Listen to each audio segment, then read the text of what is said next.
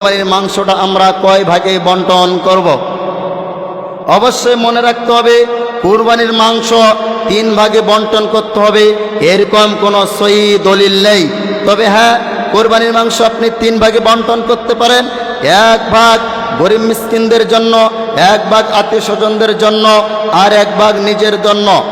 আপনি 3 ভাগ করতে পারেন, তবে 3 ভাগ করতেই হবে, এই ব্যাপারে কোনো ইখতিলাফ নেই, এই ব্যাপারে কোনো হাদিস নেই।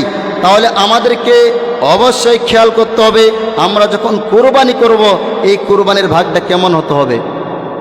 আমরা আজকে 5 জন 7 জন মিলে কুরবানি দেই, এই 5 জন 7 জন মিলে যে আমরা কুরবানি দেই, এই 5 জন 7 জন মানুষের কুরবানি হয় কিনা এটা আপনি আমি জানি না। কারণ আমরা 5 ভাই 4 ভাই 7 ভাই মিলে আমরা কুরবানি দেই, এটাও সত্য, কুরবানি দিতে পারেন, এতে কোনো সমস্যা নাই। তবে আমাদেরকে জানতে হবে আমরা 7 ভাই মিলে একটা কুরবানি দিলাম, এই কুরবানিটা যদি আমাদের 5 জন 6 জনকার টাকা হালাল রয়েছে, কিন্তু 7 ভাইয়ের মধ্যে 1 ভাইয়ের টাকা যদি হারাম হয়ে যায় তাহলে সমস্ত কুরবানি বাতিল, আপনার কুরবানি আল্লাহ সুবহানাহু ওয়া তাআলার কাছে গ্রহণযোগ্য হবে না। এই জন্য আপনাকে আমাকে কুরবানি করতে হবে একমাত্র আল্লাহ তাআলাকে রাজি খুশি করার জন্য, অন্য কাউকে রাজি খুশি করার জন্য কুরবানি করা যাবে না। সম্মানিত উপস্থিতি, যেই কথা বলতেছিলাম যে আমাদের কুরবানি হবে একমাত্র আল্লাহ তাআলার জন্য, কারণ ইব্রাহিম পয়গম্বর কারণে আমরা পেয়েছি এই কুরবানি। এই জন্য আমাদেরকে এই কুরবানির ইবাদতগুলো খুব ভালোভাবে করতে হবে। তার আগে ঈদের মাঠে যাওয়ার আগে আমাদের কিছু সুন্নাহ রয়েছে, এই সুন্নাহগুলো খুব ভালোভাবে পালন করতে হবে।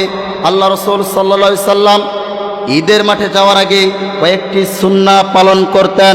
তার মধ্যে একটি সুন্নাহ হলো তিনি সকাল সকালে ঘুম থেকে উঠতেন এবং মেসওয়াক করতেন এবং সকাল সকাল তিনি গোসল করে নিতেন এবং তিনি ঈদগাহ মাঠে চলে যেতেন।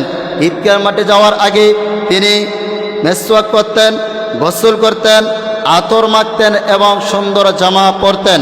আমাদেরকেও এই সুন্নাহগুলো পালন করতে হবে। ঈদের মাঠে যাওয়ার আগে অবশ্যই আমাদেরকে খেয়াল করতে হবে যে আমরা মেসওয়াক করলাম কিনা, সঠিকভাবে গোসল করতে পারলাম কিনা এবং আমরা আতর মাখতে পারলাম কিনা।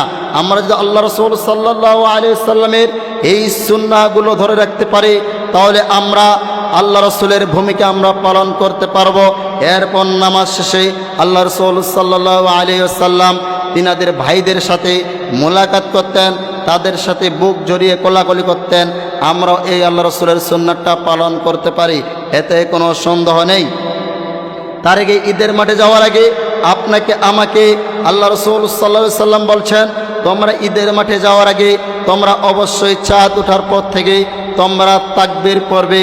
সেই তাকবীরটা সকলে বলেন আল্লাহু আকবার, আল্লাহু আকবার, লা ইলাহা ইল্লাল্লাহু, আল্লাহু আকবার, আল্লাহু আকবার, ওয়া লিল্লাহিল হামদ।